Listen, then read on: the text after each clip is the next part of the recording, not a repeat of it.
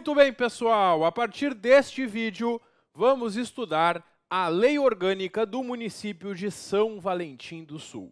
Vou mostrar para vocês aqui nas aulas os principais pontos da lei, como que isso costuma ser cobrado em prova, e depois que terminarmos o estudo da legislação municipal, eu vou trazer também um simulado para que vocês possam testar antes da prova como está o conhecimento de vocês. E claro, o nosso simulado vai ter correção em vídeo, que vai ser uma ótima revisão depois de terminarmos o estudo da legislação. Bom, pessoal, vamos ao que interessa então, vamos começar a conhecer aqui a Lei Orgânica do município de São Valentim do Sul.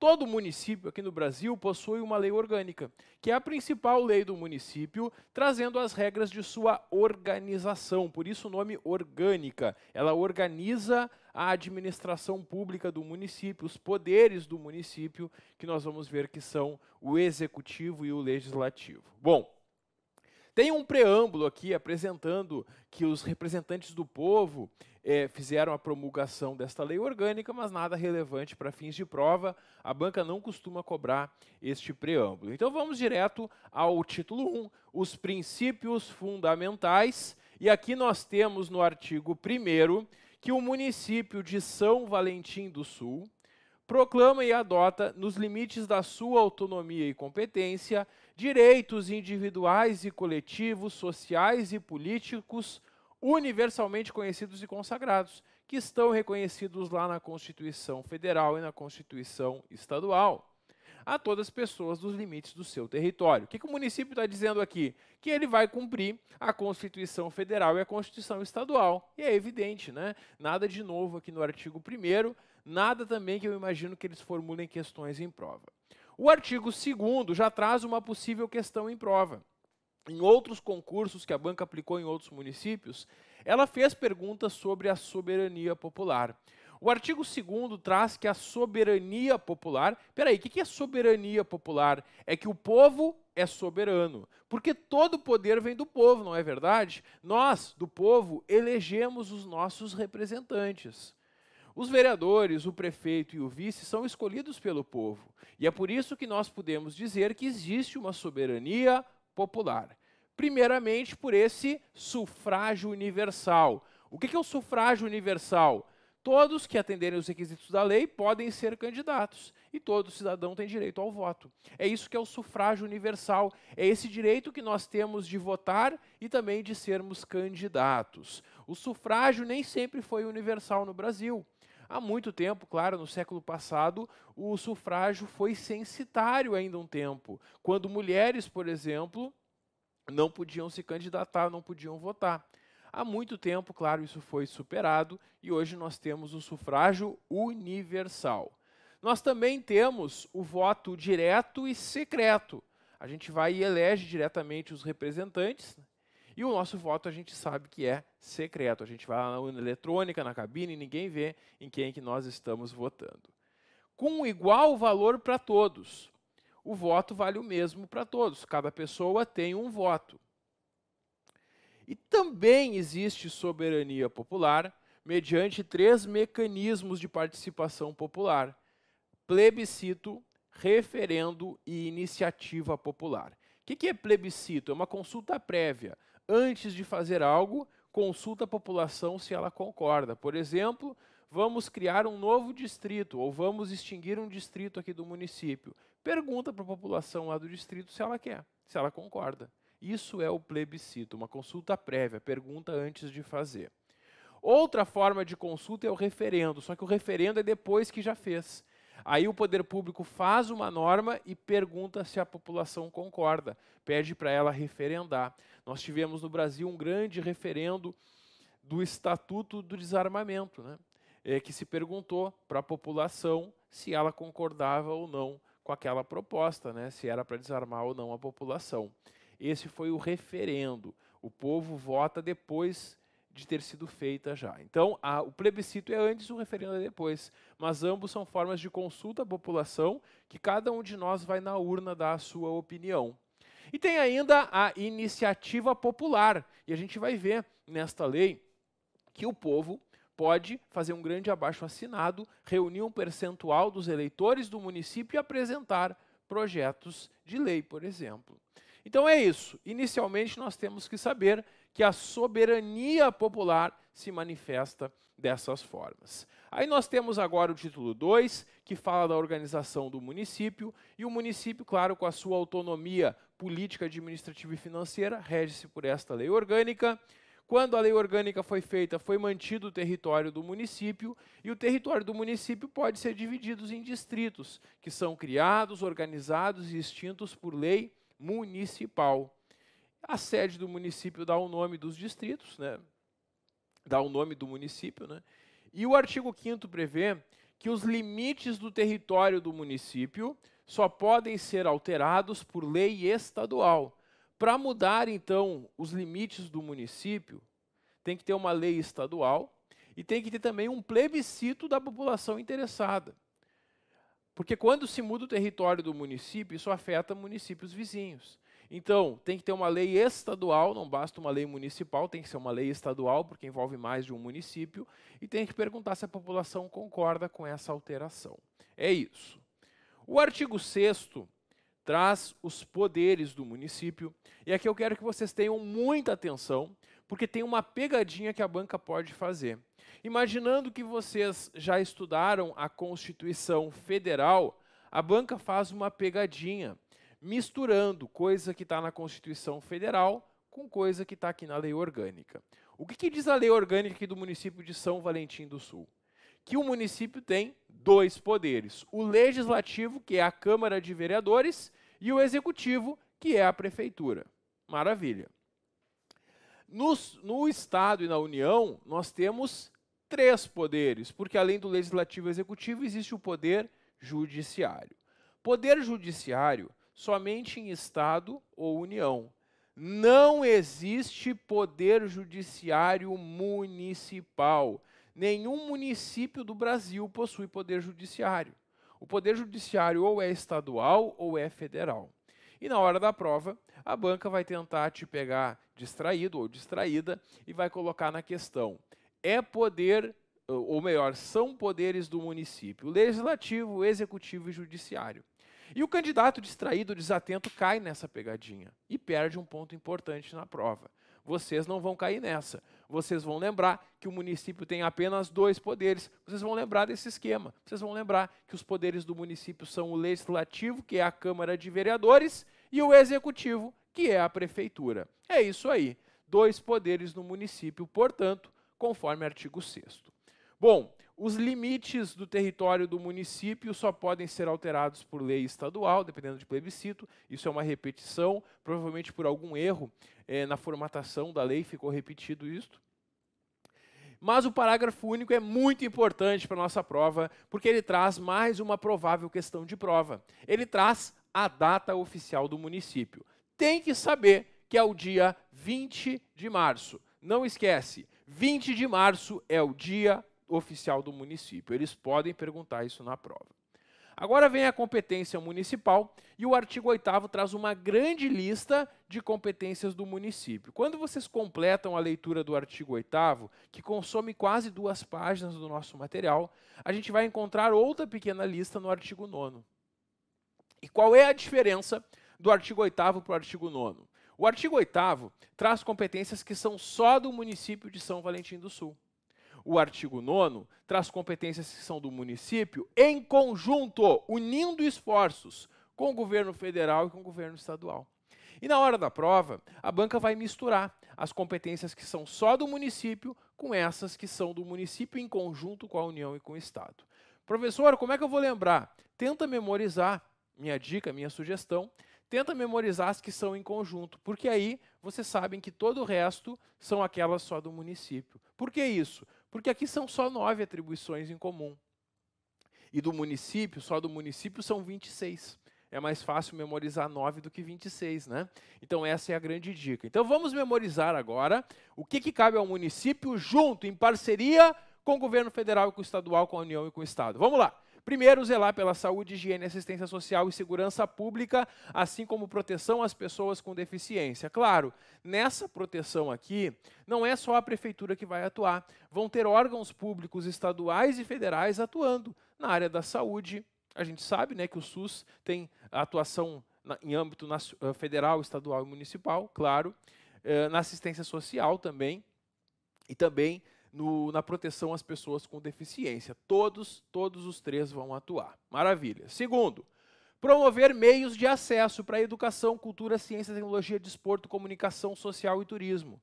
Todos vão incentivar. Também a proteção ao patrimônio histórico, artístico, paisagístico, turístico, cultural, arqueológico, a fauna e a flora do município. Todos atuam também. Fiscalizar locais de venda ao consumidor com a finalidade de preservar a higiene e a sanidade dos alimentos. Claro, os órgãos públicos fiscalizam para que o alimento que a gente compra em qualquer lugar e consome não faça mal à nossa saúde, esteja em condições adequadas de higiene. E vão ter fiscais da prefeitura. Também pode ter fiscalização de âmbito federal ou de âmbito estadual sobre isso. A Anvisa, por exemplo, que é uma agência reguladora federal, vai fazer essa fiscalização também. Vejam que é uma atribuição de todos. Que mais? Zelar pela defesa do consumidor, a proteção ao consumidor. Os órgãos de defesa do consumidor vão ter em todas as esferas também. Proteção ambiental, fomento à agropecuária, o incentivo à agropecuária. O registro, acompanhamento e fiscalização dos direitos de pesquisa, exploração hídrica e mineral. E o município ainda pode ter a patrulha municipal para combater o desequilíbrio ecológico. Então vocês percebem que tem vários assuntos aqui falando em meio ambiente, perceberam em mais de um inciso, né? Essa preocupação da proteção ambiental, que é um dever de todos. E para isso o município pode celebrar convênios, parcerias com a União, com o Estado ou com outros municípios para unir esforços. Então aqui estão as atribuições que são do município junto com a União e com o Estado. No artigo 8º, a gente vai encontrar atribuições que são só do município. O município vai elaborar o seu próprio orçamento, e nessa lei a gente vai ver mais adiante algumas regrinhas sobre o orçamento. Ele institui, fixa e cobra os seus tributos, como o IPTU. Vai dispor sobre a concessão, permissão e autorização de serviço. Dispor sobre doação, administração, utilização e alienação dos seus bens. Adquirir bens, inclusive, mediante desapropriação, por necessidade ou utilidade pública e interesse social. Elaborar o seu plano diretor de desenvolvimento e expansão urbana, promover, dentro do interesse urbanístico ou ordenamento territorial, estabelecer normas para edificação, loteamento, arruamento e zoneamento urbano. Quem vai construir no município tem que seguir as regras previstas na legislação municipal. Exigir, na forma da lei, o que for determinado às marquises. Promover a proteção ambiental. Vejam, aqui tem proteção ambiental que também estava na atribuição conjunta. Só que aqui ela é mais específica. Diz que o município vai cuidar dos mananciais e vai proibir riscos de destruição ecológica, fauna e flora, que com isto provoca extinção de espécies ou submeta animais à crueldade. Também protegendo animais dos maus tratos, né? Também disciplinar e coibir, se necessário, a localização nas áreas urbanas e proximidades de culturas agrícolas e mananciais, substâncias tóxicas ou perigosas, fixando distâncias mínimas que essas atividades devem ter do perímetro urbano. Estabelecer servidões para os seus serviços, regulamentar e fiscalizar a utilização dos logradouros, dos espaços públicos, parques, praças, ruas, avenidas, regulamentando aqui o transporte coletivo, definindo onde são os pontos de táxi e as tarifas do transporte, fixando limites dos locais de silêncio, determinando a tonelagem máxima permitida a veículos que circulam em vias municipais, sinalizando as vias urbanas e as estradas municipais. Também cabe ao município fazer a limpeza das ruas e a coleta do lixo, inclusive o lixo doméstico, né, o caminhão de lixo que passa aí na frente da tua casa. Estabelecer, mediante lei municipal, a limpeza das vias, preservando o trânsito.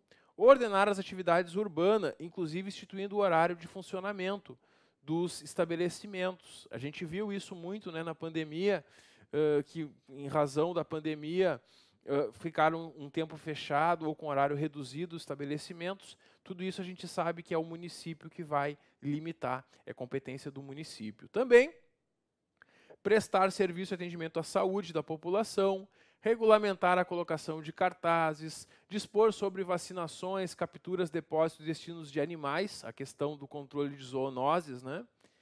Também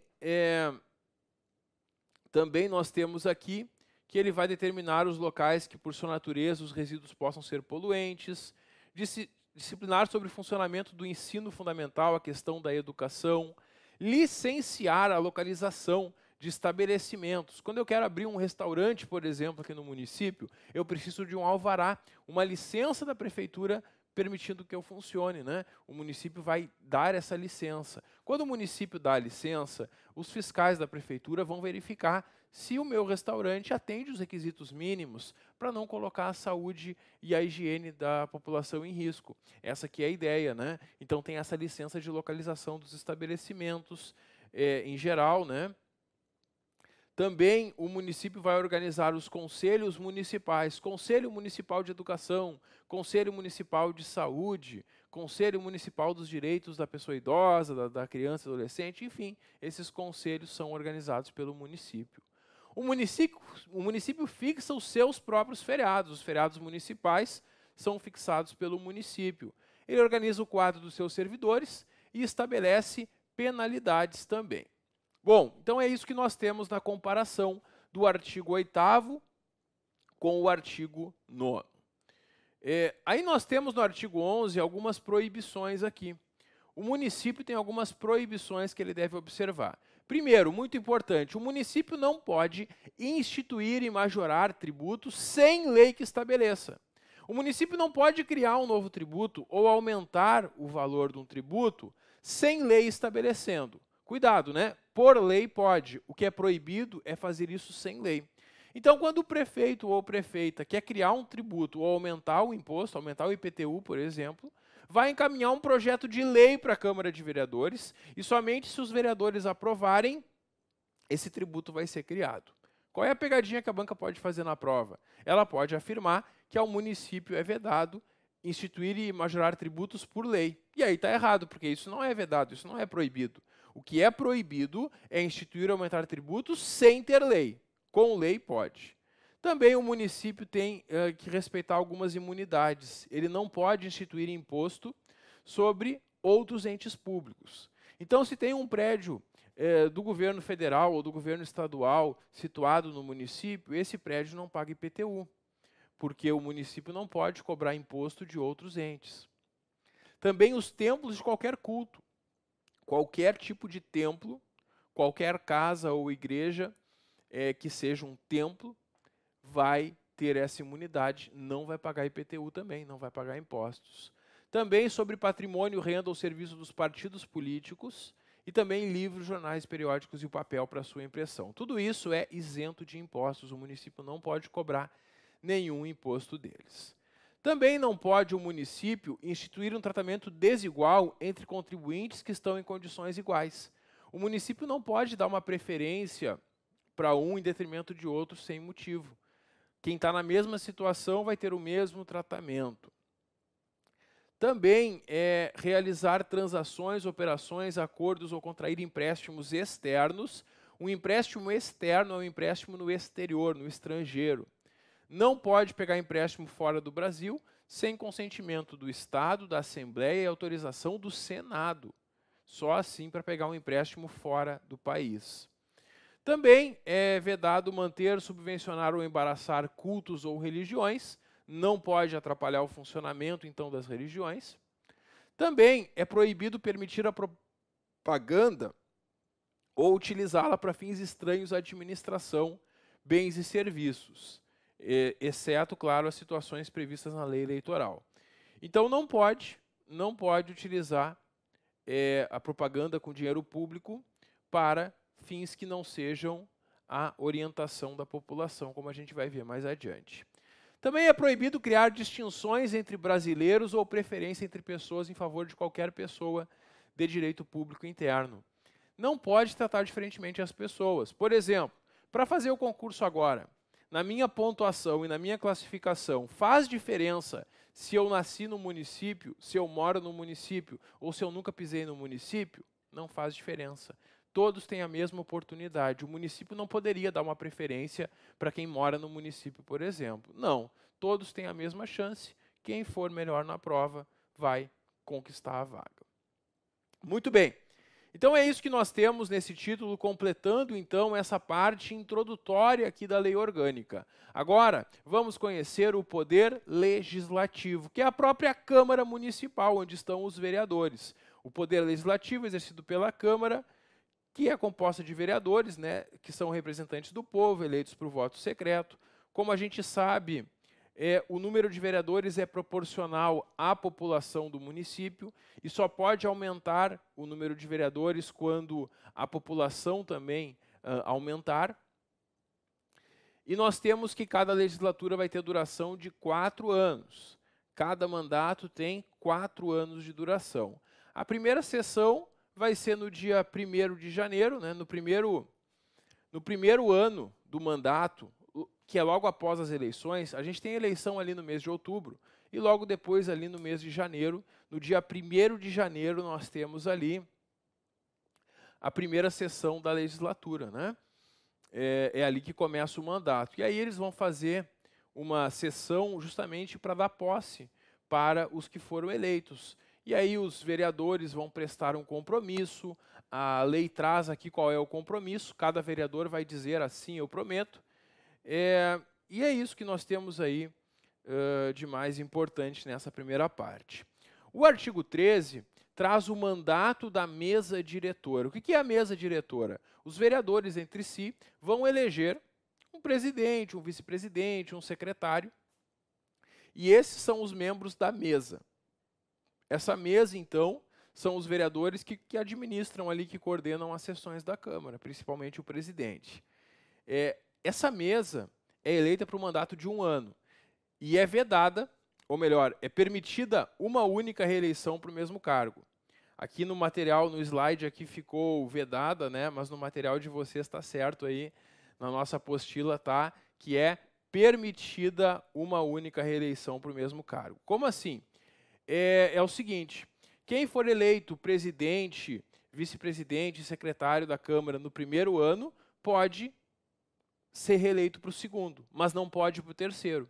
Porque são 4 anos o mandato dos vereadores, né? Então a gente vai ter 4 mesas.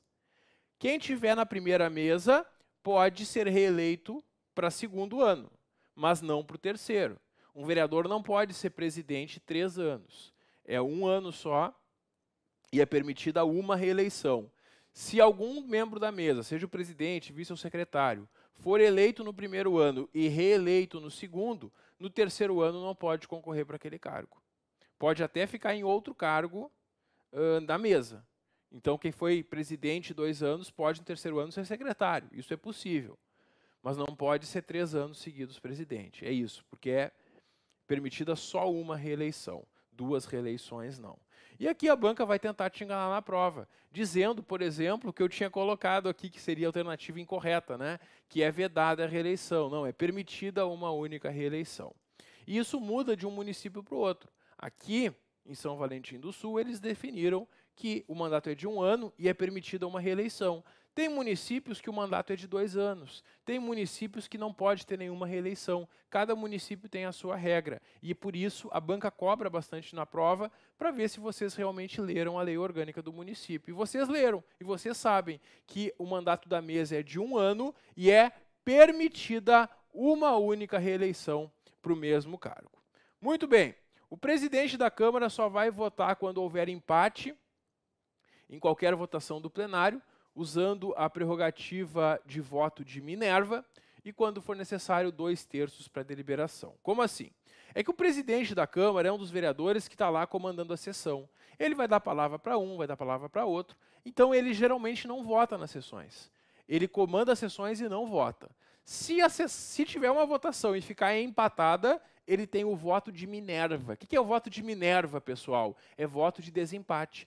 Então, fez uma votação, está empatada, ele define quem ganhou. É isso.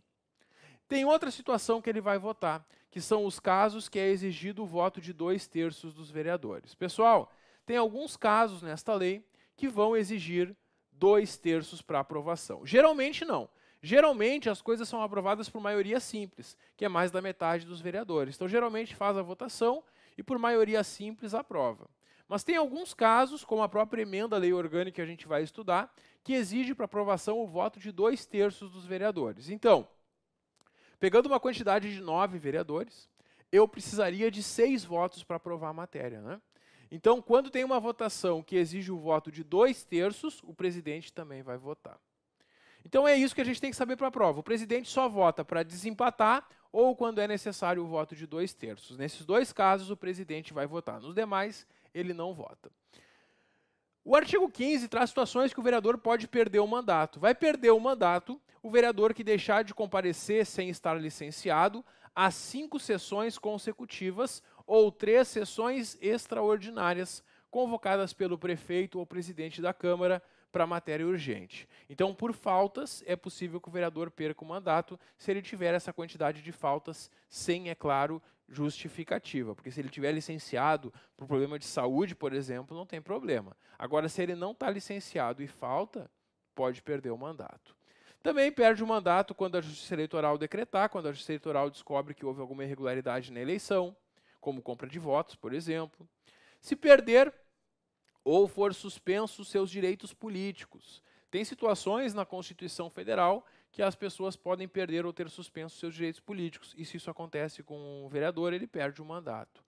Também se sofre condenação criminal em sentença definitiva e irrecorrível e se utilizado o mandato para praticar ato de corrupção ou improbidade. Em todos esses casos, então, o vereador perderá o mandato. Bom, vamos focar aqui no que é mais importante. Vocês vão perceber que ao longo da aula eu não vou ler todos os artigos, eu vou pular alguns, mas mesmo quando eu pulo um artigo é importante que vocês façam a leitura, porque a banca nem sempre cobra aquilo que é mais importante. Geralmente sim, mas nem sempre. Então sempre é importante que vocês leiam todos os artigos, mesmo esses que eu vou pulando. Eu vou pular alguns para nossa aula ficar mais objetiva, mais focada no que eu preciso explicar para vocês. E aqui nós temos no artigo 19 o período de funcionamento da Câmara Municipal. A Câmara de Vereadores vai funcionar do dia 1º de março ao dia 31 de dezembro. Esse é o período que a Câmara tem sessões. Fora desse período, ou seja, nos meses de janeiro e fevereiro, a Câmara está em recesso e ela não faz reuniões. Ela só volta a se reunir no dia 1º de março. O parágrafo 1º fala sobre a convocação extraordinária da Câmara. O que é convocação extraordinária da Câmara? É convocar a Câmara para uma sessão extra.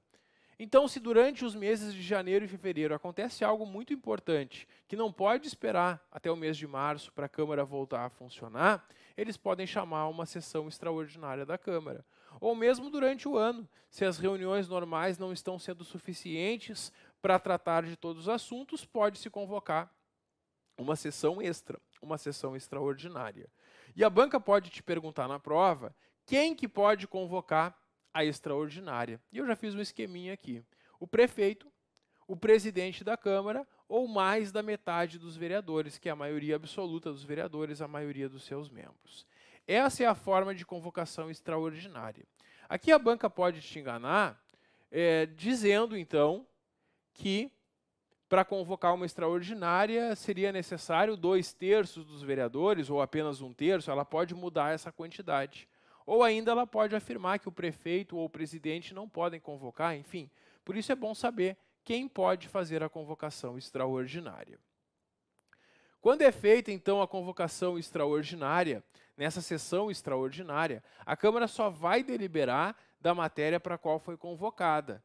E é necessário que os vereadores sejam convocados por escrito, no mínimo, isso cai muito em prova, 48 horas antes da sessão. Pelo menos 48 horas antes da sessão, os vereadores têm que saber que vai ter aquela votação. Bom, nós temos agora no artigo 20 as deliberações da Câmara. Como que são as votações aqui?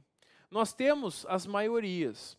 A maioria simples é a maioria dos presentes.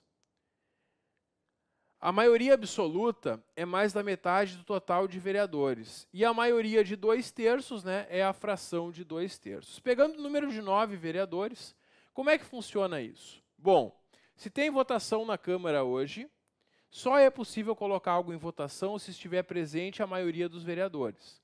Qual é a maioria dos vereadores? De 9 seria 5. Então, se tem sessão na Câmara hoje e tem só 4 vereadores presentes, não pode votar nada. Se estiverem 5 presentes, já pode votar.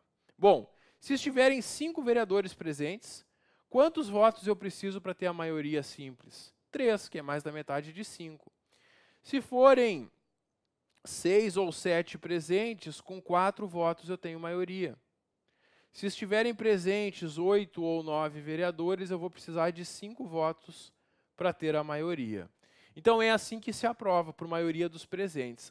Em regra é assim. Tem casos que a Constituição Federal ou esta lei vão dizer que exige uma maioria diferente. Se disser que exige maioria absoluta, vai precisar de 5 votos, não importa quantos estejam presentes. E quando a lei orgânica disser que exige 2/3, vai precisar de 6 votos.